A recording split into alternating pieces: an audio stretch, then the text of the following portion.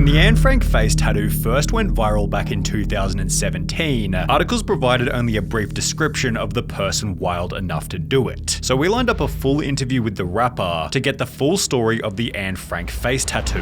When the idea first came about, ArnoldIsDead had recently dropped out of college. So then I tried the college thing. I didn't make it past the first semester. And was couch surfing around Los Angeles by creating free music for any artist who'd let him stay over. At around the same time, Arnold began to notice the rise of the SoundCloud rap genre. You had the Smoke Perps, the Lil Pumps, the Ski Masses, the XXXTentacion. After which he began to emulate that kind of lifestyle. However, there was one thing he was missing which characterized almost every artist from that era: face tattoos. Coe had gotten the Mona Lisa on his neck, Blueface had gotten Benjamin Franklin on his cheek, yet ArnoldIsDead was looking to make an even bigger statement. As a college dropout with no permanent residence, Arnold didn't have the best relationship with his family. Your mom kicks you out of the house. She thinks you're a piece of shit. Your dad doesn't. He thinks you're a piece of shit. None of your siblings talk to you. Which not only led to a problem with substances, but also a bout of deep depression. Got to the point when you're young and you're under, the influence, you're not making the clearest of decisions. You're not, It's a really dark place. It was at this point that Arnold realized he wanted a permanent reminder that someone else always had it worse than him, and as a result he chose a portrait of someone who'd had it worse than everybody else, later stating in an interview with The Sun, "There are people in history that didn't have the power to control, to actually do things they wanted to do with their lives. To be stuck in a house and end up dying. Dude, I'm dying to make music. That's the way I look at it, it's very black and white." Recognized as one of the world's most famous tragedies, Arnold became certain that he wanted Anne Frank on his face. So then, the eureka light bulb moment where I thought I was gonna blast it on my face so it could be like a reminder where I was like, whenever you feel down and bad, bro, like, on Anne Frank, bro. Like, it was like a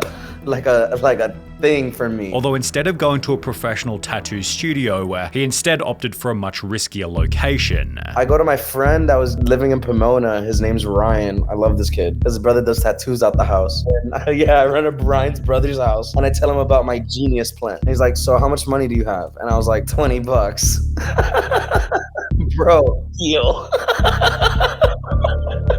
On the 20th of August 2017, for a home job price of $20, the Anne Frank face tattoo was finished, prompting an instant response from those who knew him. Can someone tell me why Teddy got a tattoo of Anne Frank big as on his face? Why? With many others echoing a similar sentiment. This is so irresponsible and frankly I do not approve. How ignorant do people gotta get for attention now, while others made the argument that everybody should be allowed to make their own choices. I mean, you didn't do it, so why do you care what other people do? That's just hating. If you don't like it, you don't have to respond. Despite this initial burst of public attention, Arnold maintained that he hadn't orchestrated this to go viral. I didn't think this was gonna be a viral thing. Bro, I was moving off my heart. It wasn't a try to be like a viral thing. I was really into tattoos. I wanted to always be completely tattooed, inked up head to toe. You see what I'm saying? Yet the uniqueness of the piece certainly helped to expand his network, becoming closely acquainted with XXXTentacion and others. I started working with Ski Mask. I started working with Trippie Redd. I started working with Warhols. I started working with Cole Bennett. Which eventually led to his now infamous meetup with the one and only Lil Xan. Arnold explained that he met Lil Xan while hanging out backstage at a festival. And we see that Lil Xan's there, so I just introduced myself. We're just hanging out, we're chilling, we're smoking. During which Lil Xan saw the tattoo and gave him a funny nickname. We're just shooting jokes and he was like, "This is like Xan Frank, like this is wild." This on its own wasn't anything interesting. However, when somebody from the media began talking to the two, their evening took an unexpected turn. "Hey yo, Lil Xan, who you hanging out with?" "Yo, this is my boy Xan Frank." That's it, the internet broke. That was it. All the photos that went viral into memes and everything came from them taking pictures of that day because they were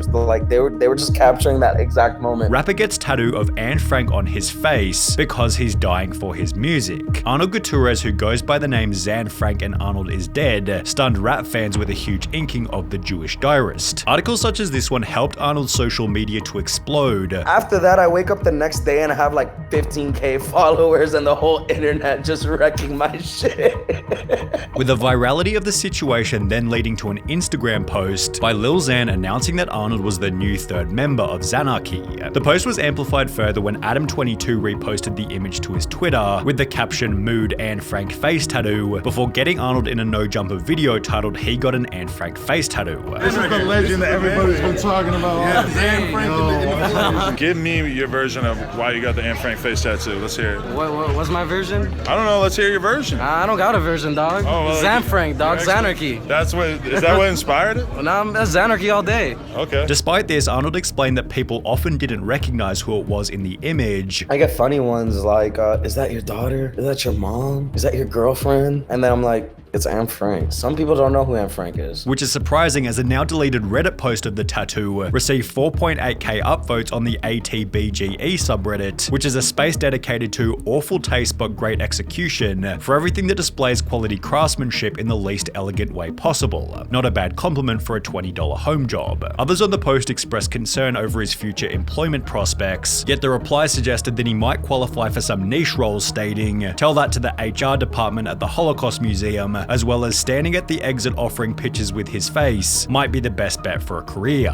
What the internet thought wasn't of interest to Arnold anyway, as he only cared about the opinion of one specific person. The only person's reaction is my mother's. She looked at me, bro, and she was like, "Oh, you're still my son, bro. I don't see that." Like nothing changed. And if anything, the situation helped Arnold to take care of his family, given he was now being presented with new opportunities, which he previously hadn't had access to. Now I had an opportunity to be able to walk into rooms that I wouldn't be able to walk into. Like I said, it wasn't the intention, but the fact that it happened like that, that's what made it 10 times better. One such instance was a meeting with a top executive at Republic Records, who turned out to be Jewish, but found the piece to be quite endearing. We took him to a meeting at Republic. Clearly, she's like, shout out the Jewish people. Yo, she was Jewish. Anne Frank, she was about to cry. Yeah, she was. Arnold then gave a description of that day in his own words. She comes from a Jewish background, and she's one of the big label execs. She brings a lot of big artists there. You could Google her, and she has a really big background in that. And we really had a heart-to-heart. Also adding that most people are polite in real life and have no problems with the piece outside of the internet. I've never even had someone like use it as an insult. The only thing I've seen is like comments online and like people just bashing it. At around the same time, Arnold also got a Zanarchy tattoo on his neck, which is both strange and unfortunate, as he never even joined the crew officially, and the relationship between Arnold and Lil Xan came to an end only 3 months after their first meeting.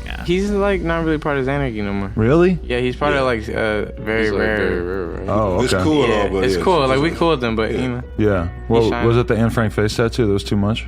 no. Arnold then explained that he was removed from Zanarchy after the group's management told him this. I had gotten kicked out from the group because they said I was like a bad influence to Lil Xan because I was like partying really hard. Which is interesting, as Arnold has cleaned up his act quite significantly since getting the tattoo for the first time. I'm a lot more mellow now after having a daughter, after cleaning up and stuff like that. I haven't taken Xans in a long time. Probably been like almost 2 years now. I'm not gonna continue doing Xanax, and I'm not, gonna push that agenda. I don't think that's cool. Within the last month, Arnold did a photo shoot with the up-and-coming Jewish rapper BLP Kosher, who was recently interviewed by Nardwar, also getting a small feature in his Special K music video during the line "I'm a pass the blunt" to Anne Frank. Arnold has also recently rebranded to La Pension, which is Spanish for DJ child support, combining his old skill of producing music with his love for Latin culture, ultimately hoping to spread a positive message. Instead of like pushing this whole agenda that everybody was following as a trend with the drugs and all that stuff, let's make people dance, enjoy life, feel good about themselves,